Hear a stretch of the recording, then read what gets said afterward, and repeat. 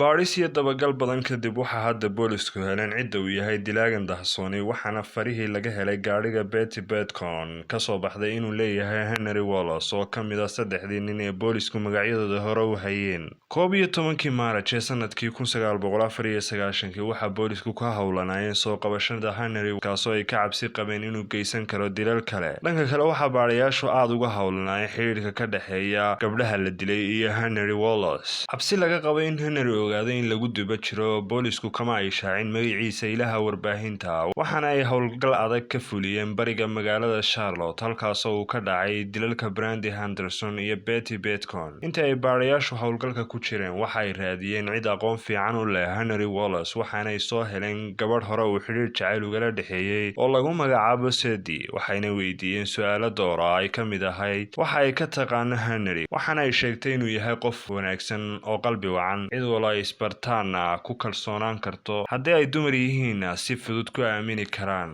Waxay isku dayday inay ka difaacdo eedeymo ah inuu yahay daroogayste iyadoo ogba inay taasi ahayd sababta burburisay xiriirkooda. Waxa ay boolisku u sheegeen in Henry yahay dilaa geystay dilal badan waxa ay ku noqotay ama kaaga u qaadan waa balse iyadu xog ah kama ay ahayn waqtigaas halka uu ku sugan yahay. Boolisku waxay heleen ciwaanada guriga uu hore u deganaan jiray iyo lambarada dad ay saaxiibo yihiin balse wax xog ah kama ay helin halka uu isku qarinayo. Waxa hadda baadhista waxa laga soo gudboonaatay warwaraad weyn taasoo ay sabab u ahayd dagaraha qarsoon iyo dilaaga aan gacantooda ku jirin. 48 saac kadib waxa ay ku war heleen dilka gabadh kale oo 35 jir ah oo iyana lagu dilay meel u jirta 2 kiiloomitir iyo bar halka ay ka dhaceen dilalka Brandy Henderson iyo Betty Bedcon. Qaabka dilkani u dhacay ayaan gabi ahaan waxba kaga duwanayn dilalkii ka horreeyay marka laga yimaado in qofkan si xun toori loola dhacay waxa ay ahayd dhacdo aad u fool xun. Tallaabo kasta ay boolisku qaadaan waxa ay isku dayayeen inay kaga hortagaan dhacdo kale. Ugu dambeyn dabagalkii ay boolisku ku hayeen Henry waxa ay ogaadeen goobta uu Henry isku qarinayo ah guri ku yaala bariga magaalada Charlotte. 12kii Maarch ee sanadkii 1994 saacadu markay ahayd abaar 5:15 waxa ay boolisku ku raad joogeen Henry qudhiis waa uu dareemay in lagu daba jiro waxa uuna baxsadkii galay xamaam 2 kiiloomitir aan ka durugsanayn guriga Deborah Slaughter halkaas ayaanay boolisku aakhirkii ka soo qabteen waxaana ay keeneen xarunta dambi baadhista iyagoo isweydiinaya nooca dilaa uu noqon karo Henry Wallace. Xilliga la keenay xarunta dambi baadhista waxa uu muuqday mid degan oo isla qab weyn dhanka kale jismigiisa waxa ka soo kankamayay ur aad u qarmunta soo cadayn u ahayd in aanu dhowr casho maryaha iska bedelin. Mid ka mid ah dambi baadhayaasha ayaa ka tibaax bixinaya qaabka ay waraysiga uga qaadeen Henry waxaana uu sheegay in ay ahayd weydiin iyo warcelin toos ah. Henryna uu ahaa mid ku jawaabaya jawaabihiisa gaarka ah ee uu watay kuwaasoo aanay haba yaraatee ku jirin wax qirasho ah oo la tacalluqa eedaha loo soo jeediyey waxaana uu intaa ku daray inuu u muuqday qof dhimir ah kaasoo aanay qaamuuskiisa ku jirin wax tuuraale ah. dambi baadhayaashu waxay damceen inay hor keenaan cadaymihii muuqday sida sawirkii dhagaha iyo midkii faraha waxaana ay damacsanaayeen inay afkiisa wax qirasho ah ka helaan.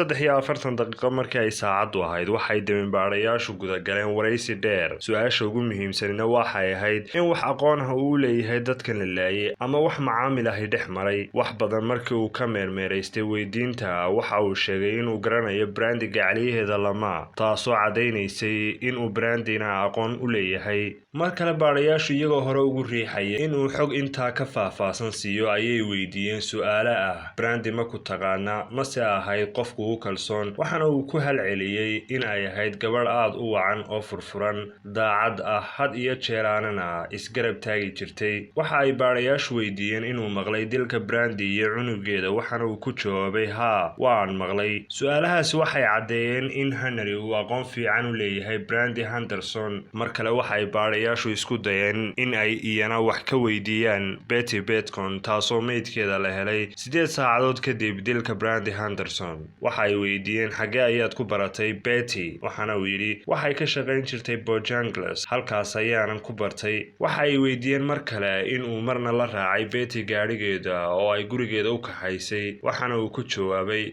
haa waan garanaya gaadhigeeda waxa uu ahaa Busland nooca yaryar ah. Gaadhigan uu sheegaya waa midkii farihiisa ay baadhayaashu ka heleen. Waxay baadhayaashu intaa uga sii gudbeen inay wax ka weydiiyaan hablaha kale ee la laayay oo ay ka mid ahayd Deborah Slaughter oo aan dilkeeda la shaacin. Waxa uu bilaabay inuu ka warramo qaabka ay ku kulmeen Deborah, waxaana uu sheegay in uu ugu tegay gurigeeda si fiicanna ay u soo dhaweysay, ayna wada qaateen waqti saacad ah oo ay iskaga waraysteen waxyaabo badan oo ka mid ah maalmihii tegay iyo xasuuso xiise leh. Qirashada uu qirtay Wallace inuu aqoon u leeyahay Deborah waxay dhalisay shaki aad u ballaaran oo furay jid toos ah oo baadhitaano intaa ka badan loo sii maro. Dembaarayaashu waxay xoogga saarayeen caddaymaha muuqda oo ay ka mid ahaayeen faraha ay ka heleen gaadhiga Betty Bedcon, waxaynay si cad ugu sheegeen inay hayaan farihiisa. Isna waa uu inkiray arrinkaas isagoo u malaynayay inuu farihiisa ka tirtiray gaadhiga, waxaanay u caddeeyeen meesha ay ka heleen oo ahayd sanduuqa dambe ee gaadhiga.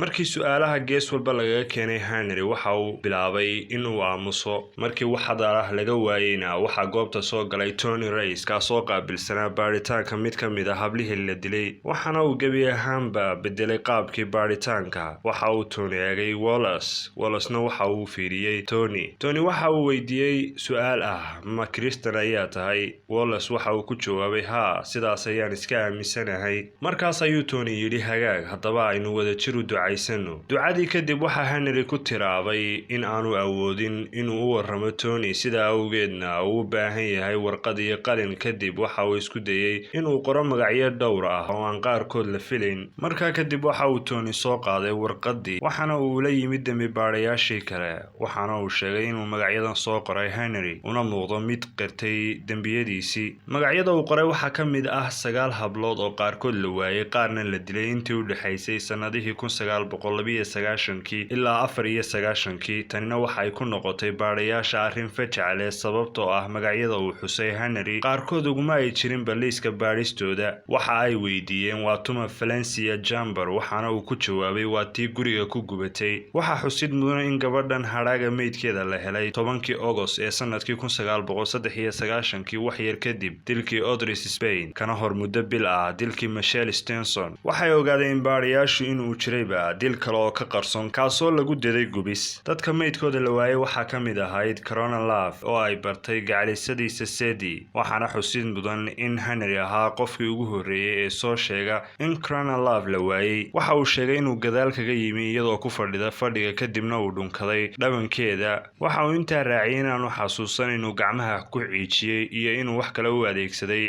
ciijinteeda. Waxay u egtahay in Wallace dadkani si weyn ugu kalsoonaayeen kana dhigteen walaal iyo saaxiib iyaga u dhow, balse uu isagu khiyaameeyey si hoosena dhammaantood u dhagrayay. Waxa kale uu xusay inuu dumarka qaarkood kufsaday intii aanu dilin ka hor. Markii uu ka dambaystay uu dilayna dharkoodii dib ugu xidhay. Baadhitaan kadibna waxaa la ogaaday in 5 ka mid ah hablaha laga helay dheecaankiisa 19 saacadood kadib. Markii gacanta lagu soo dhigay Henry waxa uu aqbalay inuu booliska soo tuso goobtii uu ku aasay Corona Love oo ahayd kayn aad u durugsan, waxaana boolisku soo arkeen hadhaaga lafaheedii. Sanadkii 1997 ayaa lagu xukumay Henry Wallace dil toogasho ah, isagoo ay ku caddaatay dilka 9 hablood oo uu 8 ka mid ah u geystay kufsi.